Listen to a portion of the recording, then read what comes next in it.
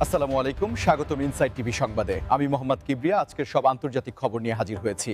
শুরুতেই জানিয়ে দিব সংবাদ শিরোনাম, তারপর বিস্তারিত। ইরানের বিরুদ্ধে অভিযান চালাতে ৫০টি যুদ্ধবিমান নিয়ে প্রস্তুত যুক্তরাষ্ট্র। ইরানে হামলা ভয়াবহ পরিণতি ডেকে আনতে পারে, ল্যাভরভের হুঁশিয়ারি। যুদ্ধের ক্ষয়ক্ষতির পরও গাজায় নিয়ন্ত্রণ জোরদার করছে হামাস। যুদ্ধের শঙ্কার মধ্যেই সিরিয়া থেকে সেনা প্রত্যাহার করছে যুক্তরাষ্ট্র। ফিলিস্তিনে রোজা, উৎসবের বদলে টিকে থাকার সংগ্রাম। আসসালামু আলাইকুম, স্বাগতম জানাচ্ছি ইনসাইড টিভি সংবাদে। আমি মোহাম্মদ কিবরিয়া। এতক্ষণ শুনছিলেন সংবাদ শিরোনাম, এবার বিস্তারিত। যুক্তরাষ্ট্রের সাম্প্রতিক এক সামরিক প্রস্তুতির খবর যা বিশ্বমঞ্চে তুমুল আলোচনার জন্ম দিয়েছে। বিভিন্ন আন্তর্জাতিক সংবাদ মাধ্যম এবং প্রতিরক্ষা বিশ্লেষকদের সূত্রে জানা যাচ্ছে যে ইরানের বিরুদ্ধে সম্ভাব্য যে কোনো বড় ধরনের অভিযান বা কৌশলগত অবস্থান জোরদার করার লক্ষ্যে পেন্টাগন অন্তত ৫০টি অত্যাধুনিক যুদ্ধবিমান নিয়ে পূর্ণাঙ্গ প্রস্তুতি গ্রহণ করেছে, এবং এই বিষয়টি সাধারণ কোনো রুটিন মহড়া নয়, বরং একটি সুনির্দিষ্ট ও বড় পরিসরের সামরিক পরিকল্পনার অংশ হিসেবেই দেখছেন সমরবিদরা। এই যুদ্ধবিমানগুলোর মধ্যে রয়েছে পঞ্চম প্রজন্মের স্টেলথ ফাইটার, যা রাডারের চোখ ফাঁকি দিয়ে গভীর ভেতরে আঘাত হানতে সক্ষম, এবং এই প্রস্তুতির খবরটি এমন এক সময় সামনে এলো যখন পরমাণু ইস্যু এবং আঞ্চলিক প্রভাব বিস্তার নিয়ে তেহরান ও ওয়াশিংটনের মধ্যেকার স্নায়ুযুদ্ধ কার্যত সম্মুখ সংঘাতের রূপ নিতে পারে বলে আশঙ্কা করা হচ্ছে। বিশ্লেষকরা বলছেন যে ৫০টি যুদ্ধবিমান প্রস্তুত রাখা মানে হল আকাশপথে বিশাল এক শক্তির সমাবেশ ঘটানো, যা কেবল ইরানের আকাশসীমার জন্যই হুমকি নয়, বরং পুরো পারস্য উপসাগরীয় অঞ্চলের নিরাপত্তা কাঠামোর উপর এক বড় ধরনের চাপ সৃষ্টি করবে। আপনারা জানেন যে গত কয়েক মাস ধরেই লোহিত সাগর এবং আশেপাশের অঞ্চলে বাণিজ্যিক জাহাজে হামলার ঘটনা এবং পাল্টাপাল্টি ড্রোন হামলার কারণে যুক্তরাষ্ট্র তাদের সামরিক উপস্থিতি বাড়াচ্ছিল, কিন্তু এবার একেবারে নির্দিষ্ট সংখ্যা উল্লেখ করে ৫০টি যুদ্ধবিমানের প্রস্তুতির খবরটি প্রতিপক্ষকে একটি কঠোর বার্তা দেয়ারই নামান্তর। তবে এই প্রস্তুতির পেছনে শুধুই কি সামরিক কারণ রয়েছে, নাকি এর পেছনে রয়েছে আসন্ন মার্কিন নির্বাচনের আগে অভ্যন্তরীণ রাজনীতির কোনো সমীকরণ, কিংবা ইসরায়েলকে আশ্বস্ত করার কোনো কূটনৈতিক চাল, তা নিয়েও চলছে চুলচেরা বিশ্লেষণ। সামরিক বিশেষজ্ঞদের মতে আধুনিক এই যুদ্ধবিমানগুলো আকাশ থেকে ভূমিতে নিখুঁত নিশানা করতে যেমন দক্ষ, তেমনি আকাশ যুদ্ধেও অপ্রতিদ্বন্দ্বী। তাই ইরানের মতো শক্তিশালী আকাশ প্রতিরক্ষা ব্যবস্থা থাকা দেশের বিরুদ্ধে এমন ফ্লিট সাজানো এটাই প্রমাণ করে যে যুক্তরাষ্ট্র কোনো ঝুঁকি নিতে চাইছে না, এবং তারা পরিস্থিতির যে কোনো মোড় পরিবর্তনের জন্য হাই অ্যালার্ট বা সর্বোচ্চ সতর্কাবস্থায় রয়েছে। এই খবর ছড়িয়ে পড়ার পর থেকেই তেলের বাজারে অস্থিরতা দেখা দিতে পারে বলে অর্থনীতিবিদরা সতর্ক করছেন, কারণ মধ্যপ্রাচ্যে বড় কোনো সংঘাত মানেই জ্বালানি সরবরাহ ব্যবস্থায় ধস নামা, যা বিশ্ব অর্থনীতিকে মন্দার দিকে ঠেলে দিতে পারে। রাশিয়ার পররাষ্ট্রমন্ত্রী সার্গেই লাভরভের সাম্প্রতিক হুঁশিয়ারি আন্তর্জাতিক কূটনৈতিক মহলে নতুন করে ঝড়ের সৃষ্টি করেছে, যেখানে তিনি স্পষ্টভাবে বলেছেন যে ইরানের ওপর যে কোনো ধরনের হামলা কেবল মধ্যপ্রাচ্য নয়, বরং পুরো বিশ্বের জন্য ভয়াবহ পরিণতি ডেকে আনতে পারে। লাভরভের এই মন্তব্যটি এমন এক সময়ে এলো যখন পশ্চিমা বিশ্ব এবং ইসরায়েল ইরানের পরমাণু কর্মসূচি এবং আঞ্চলিক মিলিশিয়াদের সমর্থন দেয়া নিয়ে তেহরানের ওপর চাপ প্রয়োগের সর্বোচ্চ চেষ্টা করছে এবং সামরিক অভিযানের গুঞ্জন বাতাসে ভাসছে।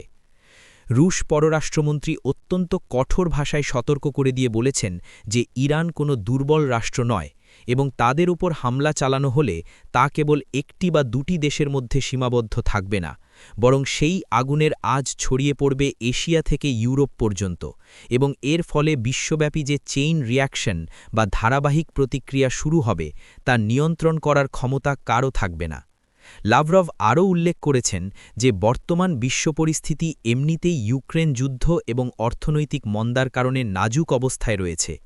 এর মধ্যে যদি মধ্যপ্রাচ্যের মতো জ্বালানি সমৃদ্ধ অঞ্চলে নতুন করে আগ্নেয়গিরির অগ্নুৎপাত শুরু হয়, তবে তা আন্তর্জাতিক নিরাপত্তা ব্যবস্থাকে পুরোপুরি ভেঙে ফেলতে পারে।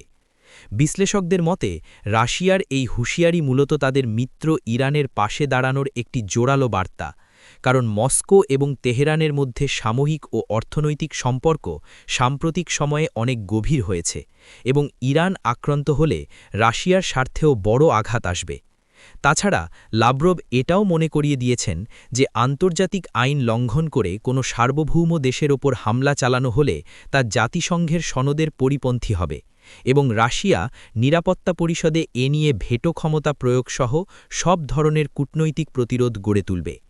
ইতিহাসের দিকে তাকালে আমরা দেখি যে অতীতেও মধ্যপ্রাচ্যে পশ্চিমা হস্তক্ষেপের ফল কখনো শুভ হয়নি, বরং তা দীর্ঘমেয়াদী অস্থিতিশীলতা, শরণার্থী সংকট এবং জঙ্গিবাদের উত্থান ঘটিয়েছে। তাই লাভরভের এই আশঙ্কাকে উড়িয়ে দেওয়ার সুযোগ নেই। যুদ্ধের ভয়াবহতা এবং ধ্বংসযজ্ঞের মধ্যেও গাজায় হামাস তাদের নিয়ন্ত্রণ ব্যবস্থা পুনরায় জোরদার করছে এমন তথ্য উঠে এসেছে বিভিন্ন আন্তর্জাতিক পর্যবেক্ষক সংস্থা এবং স্থানীয়দের বয়ানে, যা প্রমাণ করে যে এত বড় সামরিক অভিযানের পরও গোষ্ঠীটির সাংগঠনিক কাঠামো পুরোপুরি ভেঙে ফেলা সম্ভব হয়নি। গাজার বিস্তীর্ণ এলাকা এখন ধ্বংসস্তূপে পরিণত হয়েছে, লাখ লাখ মানুষ বাস্তুহারা এবং অবকাঠামো বলতে তেমন কিছুই অবশিষ্ট নেই। কিন্তু তবুও প্রশাসনিক কার্যক্রম, ত্রাণ বণ্টন এবং আইনশৃঙ্খলা রক্ষায় হামাসের উপস্থিতি দৃশ্যমান হচ্ছে, যা ইসরায়েলি সামরিক বাহিনীর জন্য একটি বড় চ্যালেঞ্জ হিসাবে দেখা দিয়েছে। যুদ্ধের শুরুতে ধারণা করা হয়েছিল যে তীব্র বিমান হামলা এবং স্থল অভিযানের ফলে হামাসের শাসন ব্যবস্থা পুরোপুরি বিলুপ্ত হয়ে যাবে এবং গাজায় একটি ক্ষমতার শূন্যতা তৈরি হবে। কিন্তু বাস্তব চিত্র বলছে ভিন্ন কথা। হামাস তাদের সিভিল পুলিশ এবং প্রশাসনিক কর্মকর্তাদের মাধ্যমে বাজার নিয়ন্ত্রণ, বিরোধ মীমাংসা এবং জরুরি পরিষেবা সচল রাখার চেষ্টা করছে। স্থানীয় সূত্রগুলো জানাচ্ছে যে উত্তর এবং দক্ষিণ গাজার যেসব এলাকা থেকে ইসরায়েলি সৈন্যরা সাময়িকভাবে সরে গেছে বা তাদের উপস্থিতি কমিয়েছে, ঠিক সেই জায়গাগুলোতে হামাসের কর্মীরা আবার ফিরে আসছে এবং জনগণের দৈনন্দিন জীবনে শৃঙ্খলা ফেরানোর কাজ শুরু করেছে। বিশ্লেষকরা বলছেন এটি হামাসের একটি অবিশ্বাস্য রেসিলিয়েন্স বা টিকে থাকার ক্ষমতা, যা কেবল সামরিক শক্তি দিয়ে মাপা যায় না, বরং স্থানীয় জনগোষ্ঠীর সাথে তাদের সামাজিক এবং রাজনৈতিক শেকড় যে কতটা গভীরে প্রথিত তা এই ঘটনা থেকে স্পষ্ট হয়। ধ্বংসস্তূপের নিচ থেকে উঠে এসে আবার নিয়ন্ত্রণ প্রতিষ্ঠা করা প্রমাণ করে যে গাজার মাটিতে বিকল্প কোনো শক্তির উত্থান ঘটানো বা বাইরের কোনো শক্তি দিয়ে গাজা শাসন করা কতটা কঠিন হতে পারে। তবে এই নিয়ন্ত্রণ ফিরে পাওয়ার প্রক্রিয়াটি মোটেও সহজ নয়, কারণ একদিকে ইসরায়েলি ড্রোন এবং গোয়েন্দা নজরদারি, অন্যদিকে তীব্র খাদ্য সংকট ও মানবিক বিপর্যয়ের মধ্যে প্রশাসন চালানো প্রায় অসম্ভব একটি কাজ।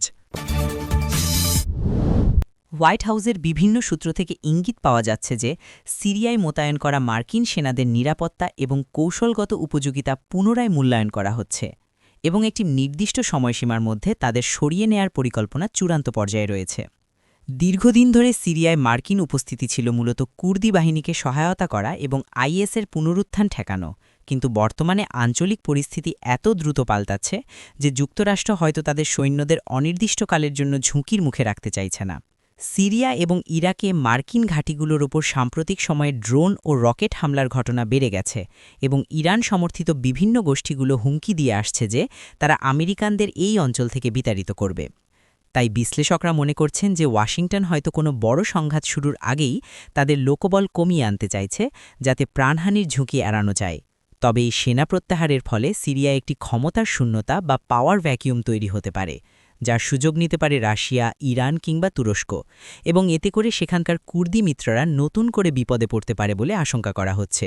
যুক্তরাষ্ট্রের অভ্যন্তরীণ রাজনীতিতেও এটি একটি বড় ইস্যু, কারণ মার্কিন করদাতারা এবং রাজনীতিবিদদের একটি বড় অংশ এখন আর বিদেশের মাটিতে দীর্ঘমেয়াদী এবং ব্যয়বহুল সামরিক উপস্থিতির পক্ষে নন, বিশেষ করে যখন সেই যুদ্ধের কোনো পরিষ্কার সমাপ্তি রেখা নেই। অন্যদিকে সমালোচকরা বলছেন যে আফগানিস্তান থেকে তাড়াহুড়ো করে সেনা প্রত্যাহারের ফলে যে বিশৃঙ্খলা তৈরি হয়েছিল, সিরিয়ার ক্ষেত্রেও যদি তেমনটি ঘটে তবে তা যুক্তরাষ্ট্রের বিশ্বাসযোগ্যতাকে প্রশ্নবিদ্ধ করবে এবং মিত্রদের মধ্যে আস্থার সংকট তৈরি করবে। তবুও যুদ্ধের দামামা যখন বাড়ছে, তখন নিজের সৈন্যদের ক্রসফায়ার থেকে সরিয়ে নেওয়াটা সামরিক দিক থেকে একটি বুদ্ধিদীপ্ত সিদ্ধান্ত হতে পারে। এই সেনা প্রত্যাহার কি সত্যি শান্তি ফেরাবে, নাকি সিরিয়াকে আবারও গৃহযুদ্ধের ভয়াবহতার দিকে ঠেলে দেবে এবং আইএস জঙ্গিরা কি এই সুযোগে আবার মাথাচাড়া দিয়ে উঠবে? এই প্রশ্নগুলো এখন আন্তর্জাতিক নিরাপত্তার ক্ষেত্রে বড় চিন্তার বিষয় হয়ে দাঁড়িয়েছে।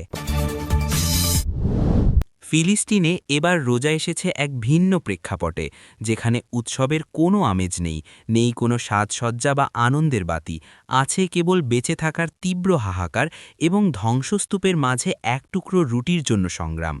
গাজা এবং পশ্চিম তীরের ফিলিস্তিনিদের জন্য এবারের রমজান মাসটি ইতিহাসের অন্যতম কঠিন সময় হিসেবে চিহ্নিত হয়ে থাকবে, কারণ যুদ্ধের ভয়াবহতায় তাদের ঘরবাড়ি, মসজিদ এবং বাজারগুলো আজ মাটির সাথে মিশে গেছে। প্রতি বছর রমজান মাসে ফিলিস্তিনের অলিগলি রঙিন ফানুস আর আলোকসজ্জায় সেজে উঠত। পরিবারগুলো ইফতারের সময় এক টেবিলে বসত এবং সাহারিতে একে অপরকে ডেকে তুলত। কিন্তু এবার সেই চেনা দৃশ্যগুলো হারিয়ে গেছে বারুদের গন্ধে এবং স্বজন হারানোর কান্নায়। গাজার অধিকাংশ মানুষ এখন তাঁবুতে বা খোলা আকাশের নিচে বসবাস করছে। তাদের কাছে ইফতার বা সাহারির জন্য পর্যাপ্ত খাবার নেই, বিশুদ্ধ পানি নেই, এমনকি রোজা ভাঙার জন্য এক গ্লাস পরিষ্কার পানি পাওয়াও অনেকের জন্য বিলাসিতা হয়ে দাঁড়িয়েছে। আন্তর্জাতিক ত্রাণ সংস্থাগুলো জানাচ্ছে যে গাজায় দুর্ভিক্ষ পরিস্থিতি বিরাজ করছে এবং অপুষ্টিতে ভোগা শিশুরা ও বয়স্করা রোজা রাখতে গিয়ে চরম স্বাস্থ্য ঝুঁকির মধ্যে পড়ছেন। তবুও ধর্মীয় বিশ্বাস এবং মনের জোরকে সম্বল করে তারা রোজা রাখছেন। এই রোজায় তাদের প্রার্থনা শুধু উৎসবের জন্য নয়, বরং শুধুই বেঁচে থাকার জন্য এবং এই নরক যন্ত্রণা থেকে মুক্তি পাওয়ার জন্য।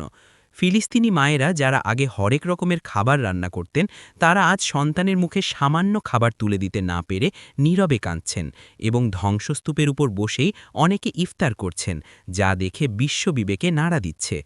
উৎসবের বদলে এই টিকে থাকার সংগ্রাম প্রমাণ করে যে মানুষের সহ্য ক্ষমতা কত অসীম হতে পারে। তবুও ফিলিস্তিনিদের মনোবল ভাঙেনি।